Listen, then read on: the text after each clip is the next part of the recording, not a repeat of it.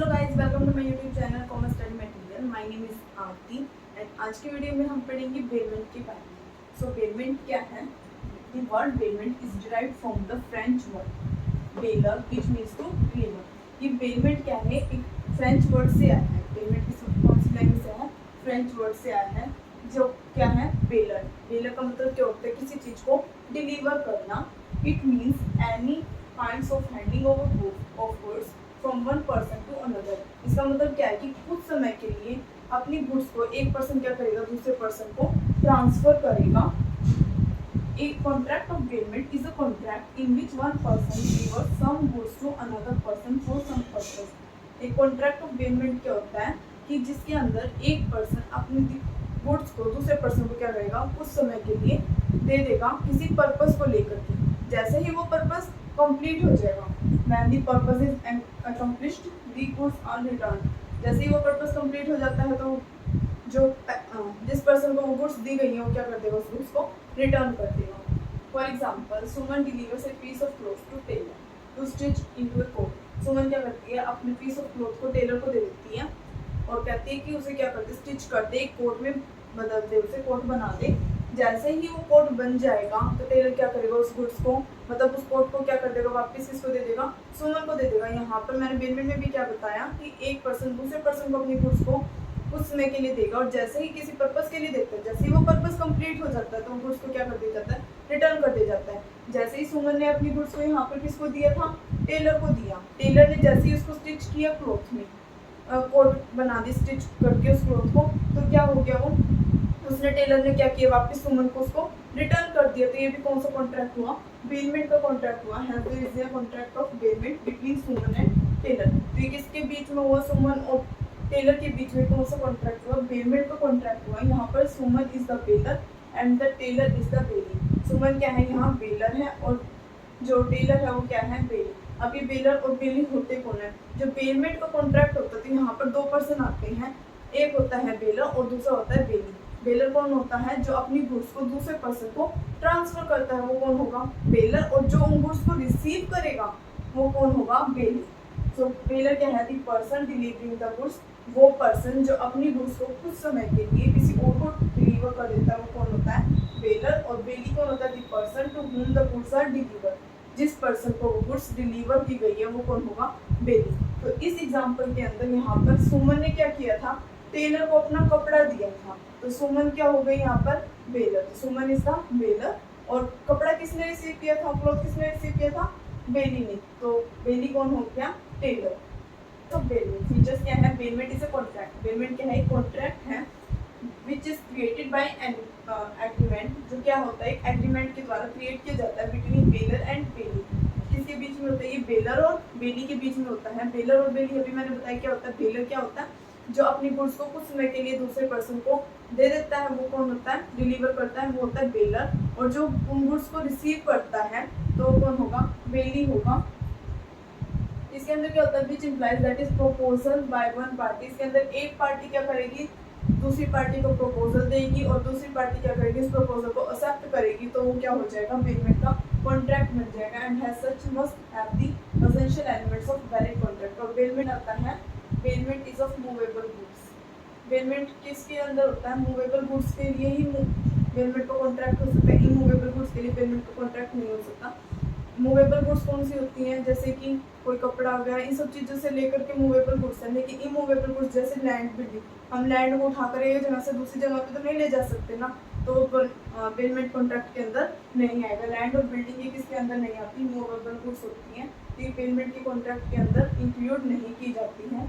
Bailment क्या होता है, इन शॉर्ट अगर हम कहें, बेलमेंट एक कॉन्ट्रैक्ट है। कैसे, क्योंकि दो पार्टीज के बीच में होता है, बेलर और बेली के बीच में। और कॉन्ट्रैक्ट के इसके अंदर सारी एसेंशियल एलिमेंट्स अवेलेबल होते हैं, तो ये क्या होता है, कॉन्ट्रैक्ट होता है। और ये किसके, ओनली मूवेबल गुड्स के लिए ही बेलमेंट का कॉन्ट्रैक्ट हो सकता है, इमूवेबल गुड्स के लिए इसका कॉन्ट्रैक्ट नहीं हो सकता। Bailment involves transfer possession of goods. Bailment क्या करता है, ट्रांसफर करता है पोजेशन ऑफ गुड्स को, मतलब गुड्स का पोजेशन एक पर्सन से दूसरे पर्सन के पास देना। तो क्या होता है, बेलमेंट के अंदर पोजेशन किया जाता है, गुड्स का पोजेशन ट्रांसफर किया जाता है। यानी कि जो गुड्स है वो एक पर्सन से दूसरे पर्सन के पास डिलीवर हो जाती है, तो जैसे ही वो डिलीवर होते हैं तो पोजेशन भी दूसरे पर्सन के पास चला जाता है। तो एक contract payment involve the delivery of possession of goods by the bailor to the bailee. कि बेलर क्या बताया था मैंने, बेलर कौन होता है जो अपने गुड्स को ट्रांसफर करता है, बेली जो गुड्स को रिसीव करता है।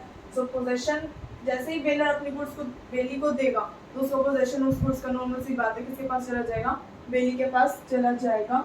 If there is no such transfer, अगर ऐसी कोई ट्रांसफर नहीं हुई है then there is no payment. अगर गुड्स की ट्रांसफर ही नहीं हुई, पोजेशन ही नहीं गया, तो वहाँ पर क्या होगा, कोई भी पेमेंट को कॉन्ट्रैक्ट नहीं होगा। तो पेमेंट में क्या जरूरी होता है, ट्रांसफर पोजेशन ऑफ गुड्स, की गुड्स का पोजेशन क्या हो, ट्रांसफर हो बेलर से बेली तक। नेक्स्ट आता है the transfer under payment is temporary. जो गुड्स की ट्रांसफर होगी वो क्या होगी, पेमेंट के अंदर टेम्परेरी होगी। मतलब अगर जैसे ही बेलर अपनी गुड्स को बेली को देता है किसी पर्पस के लिए, जैसे ही वो पर्पस कंप्लीट हो जाता है बेली क्या करता है, उसी गुड्स को वापस किसको रिटर्न कर देता है, बेलर को रिटर्न कर देता है। ये तो क्या हुआ, एक टेम्परेरी कॉन्ट्रैक्ट हुआ, क्योंकि यहाँ पर गुड्स को परमानेंट नहीं दिया गया बेली को। अगर ये गुड्स पर परमानेंट दे दी जाती तो यहाँ पर वो क्या होता, सेलिंग ऑफ गुड्स होता है। लेकिन पेमेंट के अंदर गुड्स को सेल नहीं किया जाता, कुछ समय के लिए ही किसी पर्पस के लिए दूसरे पर्सन को दी जाती है।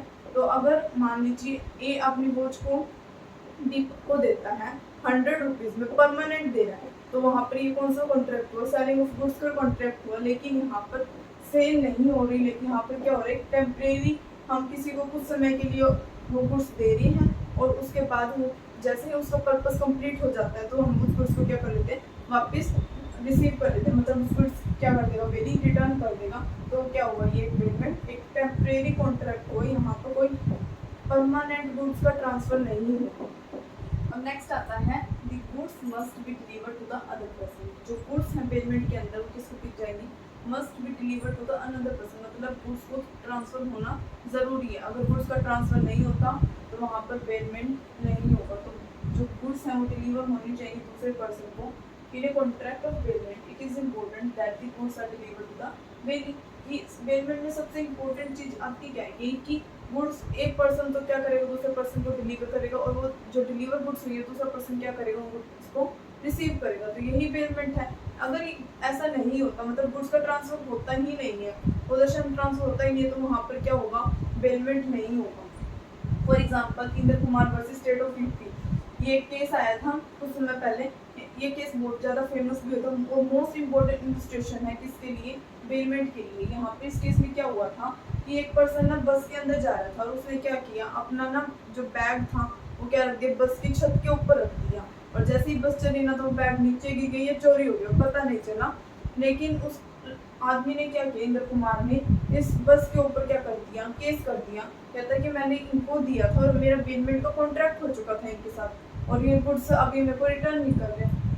तो यहाँ पर क्या होगा, तो इंद्र कुमार ने क्या किया, एक person place his baggage on the roof of a bus. उसने अपना बैगेज कहाँ रख दिया था, बस की छत पर रख दिया था। And the baggage was lost, और बैगेज क्या हो गया, गुम गया। The court held that there is it was the case of not a case of the payment. तो ये क्या नहीं है, एक पेमेंट का केस नहीं है, since the baggage is not delivered to another person. क्योंकि यहाँ पर क्या हुआ, बैगेज तो किसी पर्सन को डिलीवर किया ही नहीं गया था।